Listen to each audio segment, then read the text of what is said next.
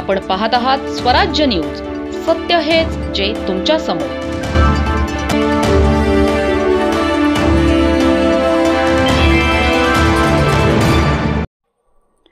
मुंबई आग्रा महामार्गावर देवभाणेजवळ कंटेनरमधून सुमारे 24 लाखांचा गुटखा जप्त. सोनगीर पोलिसांनी राष्ट्रीय महामार्ग क्रमांक 3 वर एका कंटेनरमधून सुमारे 24,90,000 रुपयांचा सुगंधित तंबाखू जप्त केला आहे. ही कारवाई शनिवारी पहाटे करण्यात आली. पोलिसांना मिळालेल्या माहितीनुसार MH04 MH7637 या क्रमांकाचा एक कंटेनर धुळ्याच्या दिशेने येत होता. त्यात महाराष्ट्र शासनाने प्रतिबंधित केलेला मानवी आरोग्यासाठी हानिकारक सुगंधित तंबाखू असल्याची माहिती मिळाली. या माहितीच्या आधारे सोनगीर पोलीस स्टेशनचे अधिकारी व कर्मचारी यांनी देवभाणे गावाजवळ सापळा रचला. पहाटे 3च्या सुमारास संशयित कंटेनरला थांबवून त्याची तपासणी केली असता त्यात जगत नावाचा सुगंधित तंबाखूचे 21 मोठे बॉक्स आढळलेत. या बॉक्समध्ये एकूण 7,560 डबे होते, ज्यांची किंमत सुमारे 9,90,000 रुपये आहे. पोलिसांनी तंबाखूसह 15 लाख रुपयांचे कंटेनरही जप्त केलाय. या कारवाईत एकूण 24,90,000 रुपयांचा मुद्देमाल हस्तगत करण्यात आला. या प्रकरणी सोनगीर पोलीस स्टेशनमध्ये भारतीय न्याय विविध कलमांसह अन्न सुरक्षा आणि मानके अधिनियम 2006च्या कलमान्वये गुन्हा दाखल करण्यात आला.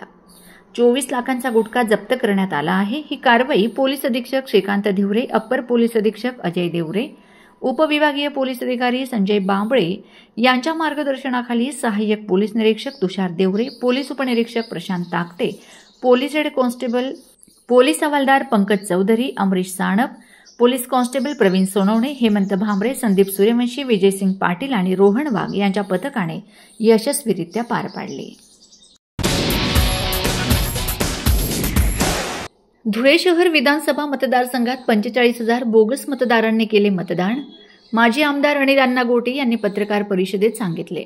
धुळे शहर विधानसभा मतदारसंघ लोकसभेच्या निवडणुकीत धुळे शहर मतदारसंघातील 3,84,453 एवढे मतदान होते. पैकी 1,86,884 एवढ्या मतदार स्त्री पुरुषांनी मतदान केले. तर विधानसभेच्या निवडणुकीत मतदारांचा आकडा मुळात 20,000पेक्षा जास्त होऊन 3,64,771 एवढा झाला. मागील 10 महिन्यात यासंबंधी सखोल चौकशी केली असता अत्यंत धक्कादायक घटना समोर आल्या आहेत. धुळे शहर मतदारसंघात मतांची हेराफेरी करण्याचे काम 2 स्वतंत्र यंत्रणांना देण्यात आले होते, असा धक्कादायक दावा शिवसेना उभाटाचे माजी आमदार अनिल गोटे यांनी आज पत्रकार परिषद घेत केला. तसेच सत्ताधारी भाजपावर जोरदार निशाणा साधला आहे. सदरची माहिती शिवसेनेचे उमेदवार अनिल अण्णा गोटे यांना मिळताच त्यांनी शहानिशा करून तत्कालीन जिल्हाधिकारी जितेंद्र पापळकर यांना फक्त निवडणूक कामापुरते आणले होते. यांची शिवसेनेच्या शिष्टमंडळाने प्रत्यक्ष भेट घेऊन त्याच दिवशी एक निवेदन दिले होते, अशी माहिती देखील पत्रकार परिषदेत देण्यात आलेल्या प्रसिद्धी पत्रकातून देण्यात आली. आपण कृपया कोणताही गैरसमज करून न घेता जनहिताच्या दृष्टिकोनातून माझ्या पत्राची दखल घ्यावी. आपली जिल्हाधिकारी म्हणून धुळे जिल्ह्यात तडकाफडकी झालेली बदली ही पालकमंत्री गिरीश महाजन यांच्या शिफारशीवरून झाली, ही बाब आपणही नाकारू शकणार नाही. आपण अशा पदावर आहात की आपल्या भूमिकेवर बऱ्याच आहेत. मला आपल्याच कार्यालयातून कळालेली धक्कादायक व तितकीच चिंताजनक बाब ही की आपण निवडणुकीत मतदानाच्या दिवशी काही अधिकाऱ्यांची नियुक्ती करण्याच्या तयारीत आहात. तसा आपणावर दबाव आलेला आहे. असे करणे लोकशाहीच्या हितासाठी अजिबात योग्य नाही. मी शांत आहे याचा अर्थ तुम्हाला मनमानी करण्याची सूट मिळाली असे नव्हे. मतदान यंत्रांशी छेडछाड करण्याकरिता भाजपातर्फे संगणक तज्ज्ञांची नेमणूक करण्यात आली असून काही मतदान यंत्राच्या सॉफ्टवेअरच्या क्रमांकाची माहिती सत्ताधारी पक्षाच्या उमेदवारांना कशी पुरवली गेली.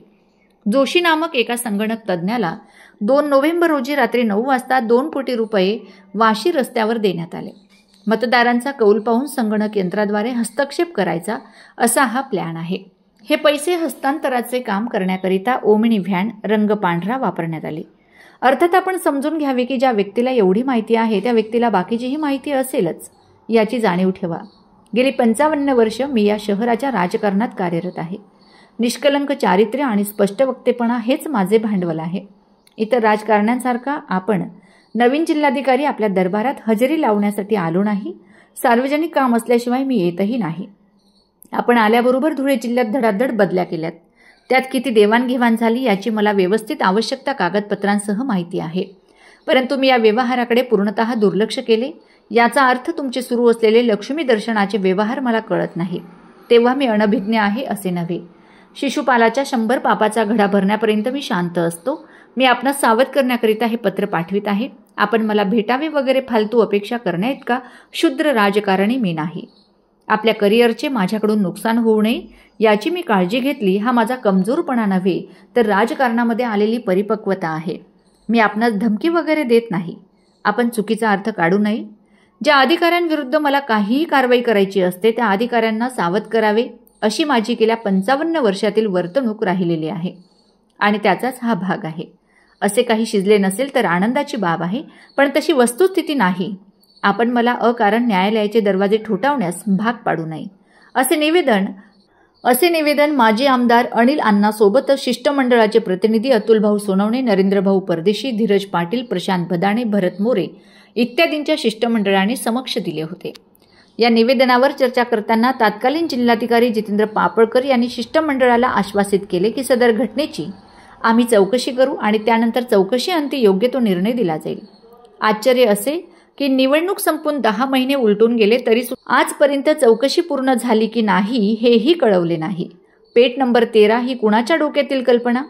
चाळीसगाव रोडपासून साखरी रोड, मिल परिसर, सुरतवाला बिल्डिंग, शास्त्रीनगर जवळजवळ 16 ते 20 किलोमीटरचा परिसर हा पेठ नंबर 13 असा दर्शवण्यात आला आहे.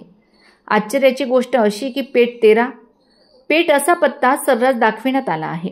बोगस मतदारांची नोंदणी करताना एकाच घरामध्ये एकाच नावाने एकाच वयाचे जवळजवळ 13,000 बोगस मतदारांची नोंदणी करण्यात आली आहे. यात काही शंका नाही की या कामांमध्ये स्थानिक BLO म्हणजे शासकीय अधिकारी यांचा अर्थपूर्ण सहभाग असल्याशिवाय किंवा स्पष्ट शब्दात सांगायचे असेल तर प्रत्येक बोगस मतदाराच्या नोंदणीसाठी किमान 500 रुपये तरी संबंधित अधिकाऱ्यांनी घेतल्याच्या चर्चेचा हा पुरावाच आहे असेही गोटे यांनी पत्रकात नमूद केले आहे. 3,46,000 विधानसभेचं मतदान झालं 3,64,000. 3 महिन्यामध्ये 18,000 मतं ही अधिकृतपणे वाढली. आणि अनधिकृतपणे ही जी 27,000 मतं आहेत ही 27,000 मतं वाढली. याच्यामध्ये तुम्हाला लक्षात येईल, मी तुम्हाला आता ही सगळी जी यादी आहे एका घरामधली एका नंबरची हे सगळ्यांना मी तुम्हाला पाठवलेलं आहे. तुम्हाला मिळालं असेल. एकच नाव, 2-2 नाव, एकच वय. काय तमाशा लावला का निवडणुकीचा? तुमचा राग कुठल्या संस्थेवर नाही, कुठल्या राजकीय पक्षावर नाही, कोणाचवर नाही. मग हे जे काही सगळं वाढीव मतदान आहे हे सत्ताधारी पक्षाच्याच फायद्यासाठी केलेलं आहे, हे सर्वश्रुत आहे. असं असताना तुमचा राग फक्त यंत्रणेवरतीच का? कारण यंत्रणा हे कुंपण आहे. आता कुंपणाने शेत खाल्लं काय, मी शेत मळवलं, शेत नाही, शेत खाल्लं काय तर कसं होईल? राजकीय पक्ष सत्ताधारी असो का विरोधी असो, पण एक गोष्ट लक्षात ठेवली पाहिजे, यंत्रणेने ते आपल्याला पुढचा पक्ष पगार देत नाही. जनतेच्या करामधनं जे उत्पन्न गोळा होतं त्यातून पगार मिळतो. आपण जनतेचे सेवक आहोत म्हणून लोकसेवक असं म्हटलेलं आहे. BLO वगैरे ही जी यंत्रणा आहे, BLO वगैरे ही जी यंत्रणा आहे तिने पैसे घेऊन काम केलं असं म्हणणं आहे आपलं. अहो मी स्पष्ट सांगतो, सर्व BLOंना पहिल्यांदा बिजागी म्हणून 20,000 रुपये दिलेले होते आणि एक मतदार नोंदवायसाठी 500 रुपये दिले. त्याशिवाय एवढी मतं आली का? काय वाढली कशी मतं? आणि त्याला जे शिक्षण दिल्याचा वाचायला त्याची वाचा कशा? आता काय म्हणजे याच्यामध्ये पेठ म्हणजे काय? कुठली पेठ 13 पेठ हे काय पत्ते आहेत का?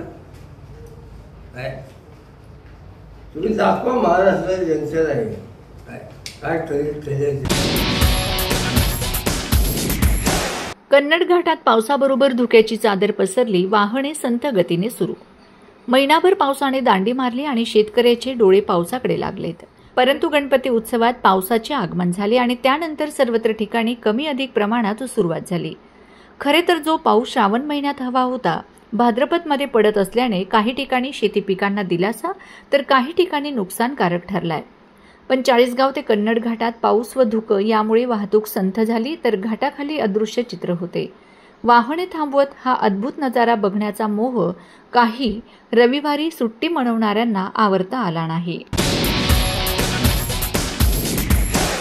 शहादा तहसीलदार यांना महाराष्ट्र राज्य बंजारा समाजाला अनुसूचित जमातीत न समाविष्ट करण्याबाबत एकलव्य आदिवासी क्रांती दल संघटन शबरीमाता संघटन शहादा यांच्या वतीने निवेदन देण्यात आले. महाराष्ट्र राज्य बंजारा समाजाला अनुसूचित जमाती न समाविष्ट करण्याबाबत या गोष्टीमुळे आदिवासी समाजामध्ये तीव्र असंतोष व नाराजी व्यक्त होत असून मोठ्या प्रमाणात अस्वस्थता निर्माण झाली आहे.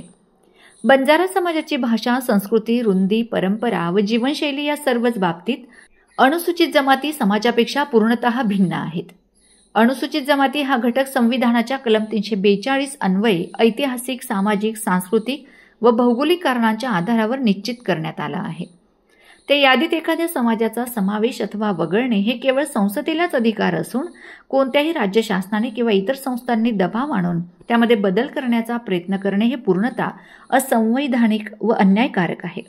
बंजारा समाजाचा अनुसूचित जमातीमध्ये समावेश झाल्यामुळे आदिवासी समाजाच्या शिक्षण, नोकरी, शिष्यवृत्ती व इतर शासकीय योजनांवरील हक्कांवर गदा येणार असून खऱ्या अर्थाने वंचित, उपेक्षित व ऐतिहासिकदृष्ट्या मागासलेल्या आदिवासी घटकांवर अन्याय होईल. संविधानाने दिलेले अनुसूचित जमातीचे संरक्षण हे त्यांच्या ऐतिहासिक व सामाजिक वास्तवावर आधारित आहे. बंजारा समाजाला अनुसूचित जमाती प्रवर्गामध्ये समाविष्ट करण्याचा प्रयत्न म्हणजे आदिवासींच्या हक्कांवर घुसखोरी करण्यासारखा असून तो सामाजिक न्याय व समतेच्या तत्वांच्या विरोधात आहे. तालुक्यातील सर्व पदाधिकारी व सामाजिक कार्यकर्ते मोठ्या संख्येने उपस्थित होते. बंजारा हा समाज आदिवासीमध्ये येऊ पाहत आहे म्हणून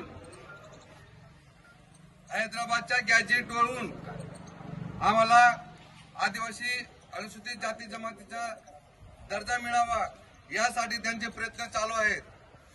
म्हणून आज नंदुरबार जिल्ह्यातील सर्व संघटनांनी व सामाजिक कार्यकर्ते यांनी माननीय तहसीलदार साहेबांमार्फत आपले महाराष्ट्र राज्याचे मुख्यमंत्री आदरणीय देवेंद्रजी फडणवीस, उपमुख्यमंत्री अजितदादा,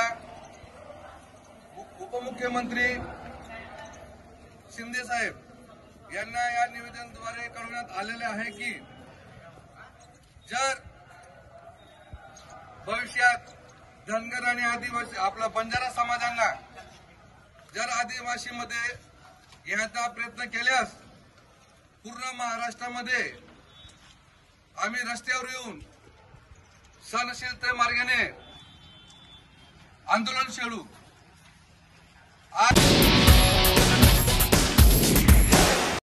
पारोळा शहरात नोंदणी व मुद्रांक विभाग दुय्यम निबंधक यांच्या कार्यालयाचे निकृष्ट दर्जाचे बांधकाम होत आहे.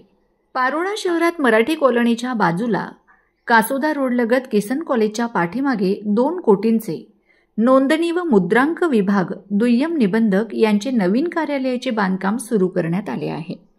त्या ठिकाणी निकृष्ट दर्जाचे काम चालू असल्याचा आरोप पारोळ्याचे जनसेवक पी.जी. पाटील यांनी केला आहे. या संदर्भात पी.जी. पाटील यांनी वारंवार वरिष्ठांकडे तक्रार देऊन सुद्धा काम चालू आहे. या कामासाठी वाळूऐवजी माती मिक्स असलेला चूर वापरला जात असल्याचा आरोप त्यांनी केला आहे. आपण मागेही तक्रार केलेली होती. त्यांनी शब्द दिला होता की आपण वाळूचा वापर करू, पण त्यांनी पुन्हा ते काम बरेच दिवस बंद पडलं. आता परत सुरू केल्यानंतर पुन्हा त्यांनी तोच ड्रेसचा वापर करून राहिले. वाळू द्यायला तयार आहेत तरी कुठल्याही प्रकारे ते देत नाहीत, असे त्यांची समस्या आहे. हे आपण आता अधिकाऱ्यांकडे तक्रार केलेली आहे. काम अतिशय निकृष्ट दर्जाचं होतं. हे आपण मागेही तक्रार केलेली होती, सोशल मीडियाच्या माध्यमातून तक्रार केली होती. त्यावेळेस त्या अधिकाऱ्याने तिथल्या इंजिनियरने सांगितलं होतं की यापुढे आम्ही वाळूचा वापर करू, पण त्यांनी थोडी वाळू वापरली असेल आणि नंतर बंद केली. परत माझ्याकडे तक्रार आली की यांनी तात्पुरतंच तेवढं काम केलं, म्हणून मी तात्काळ आज सकाळी तिथे गेलो आणि बघितलं असताना तिथे व्हिडिओ तयार केला. बघितलं असताना त्यांना विचारलं तर त्या कुठल्याही पद्धतीने त्यांनी उत्तर दिलेलं नाही आणि या डस्टमध्येच ते पायाभरणीचं काम, पिलर ओतण्याचं काम करत होते. मी त्यांना सांगितलं हे चुकीचं काम करू नका. तुम्हाला अजूनही सांगतो, आम्ही अजून दुसरीकडे जर तक्रार करायला गेलो तुमच्या अधिकाऱ्यांकडे, त्यांना सांगितलं की हे काम कोणाचं, आमदाराचं नाही, खासदाराचं नाही, सार्वजनिक बांधकामाला विचारलं ते म्हणे ते आमच्याही अंडरमध्ये नाही. तहसीलदारांकडे सुद्धा तक्रार केली, आता त्यांच्यासुद्धा अंडरमध्ये नाही. मग मला सांगा, माझा आज दुय्यम निबंधकचे अधिकारी आहेत, त्यांच्याकडे आलो, हे तुमच्या डिपार्टमेंटचं काम आहे. तर मी त्यांच्याकडे मागणी केली की तुम्ही तिथं जाऊन बघा की तिथं हे त्याला आपले स्टॅम्प वेंडर आहे, ते लायसनदार होल्डर आहेत, ते कशा पद्धतीने आहे, त्यांना बसण्याची व्यवस्था आहे का, आणि ते काम अतिशय निकृष्ट दर्जाचं होतं आहे, आपण त्याची चौकशी करावी, तात्काळ जावं. असं हे तक्रार करण्यासाठीच मी आता परत अधिकाऱ्यांकडे आलो आणि त्यांनी शब्द दिला की आम्ही जाऊन बघतो. तसं ते टेक्निशियनचं काम आहे. म्हटलं टेक्निशियन असेल, काही असेल, पण तुम्ही या तालुक्याचे प्रभारी आहात, तुम्ही या तालुक्याचे प्रमुख आहात, तुमच्या डिपार्टमेंटचं काम आहे. जर तुम्हाला जर असं कुठल्याही पद्धतीने भोंगळ कारभार होत असेल, मग त्याला तुम्हीही डोळे झाक करत असेल, म्हणजे याचा अर्थ तुमच्याही त्याच्याशी काही संगनमत आहे का. असं असेल तर तुम्ही ते आम्हाला सांगा की तुमचीही काही इच्छा नाही ते बघण्याची, तर वरती तक्रार करता येईल. पण त्यांनी आम्हाला शब्द दिला की खाली काय असेल ते आम्ही जाऊन बघतो, नसेल तर आपण वरती त्याच्याबद्दल ठेकेदाराबद्दल तक्रार करतो, असं लोखंडे साहेब म्हणून आलेले त्यांनी आम्हाला आता शब्द दिला आहे. Rotary Club of Dhule cross रोडतर्फे साक्री तालुक्यातील भांडणे येथे सामाजिक उपक्रम. Rotary Club of Dhule cross रोडतर्फे समाज कल्याण विभाग द्वारा संचलित मुलांची निवासी शाळा भांडणे येथे समाजोपयोगी सामाजिक कार्यक्रम राबविण्यात. या उपक्रमांमध्ये अष्टांग योग साधनेचा विशेष लेक्चर घेऊन शारीरिक व मानसिक आरोग्याचे महत्त्व पटवून देण्यात आले. तसेच अत्याधुनिक पद्धतीचे 3 शिलाई मशीन सामाजिक उपक्रमांतर्गत शाळेत विनामूल्य देऊन प्रवेशित मुलींना कौशल्य विकास व रोजगाराच्या संधी निर्माण करण्यासाठी प्रशिक्षणाकरिता मार्गदर्शन केले. या कार्यक्रमासाठी प्रमुख उपस्थिती श्री रामचंद्र मिशन द्वारा अष्टमी योग साधना प्रशिक्षक श्रीमती मीनाक्षी पाटील, झोनल कोऑर्डिनेटर, तसेच rotary Club of Dhule cross रोडचे अध्यक्ष दिनेश भैया कुवर, प्रमोद शेलार, सागर थोरात, संजय जगन्नाथ सेंदाणे, सहाय्यक आयुक्त समाज कल्याण धुळे हे कार्यक्रमाचे अध्यक्ष होते. शाळेचे मुख्याध्यापक C.R. हिरे यांनी प्रास्ताविक केले व गृहपाल श्रीमती सोनवणे मॅडम यांनी सूत्रसंचालन केले. या उपक्रमाद्वारे मुलींमध्ये योग साधनेद्वारा आरोग्यविषयक मूलभूत माहिती, आत्मविश्वास आणि भविष्यातील कौशल्य विकास आणि रोजगाराची जाणीव यांची प्रेरणा जगण्याचा प्रयत्न करण्यात आला.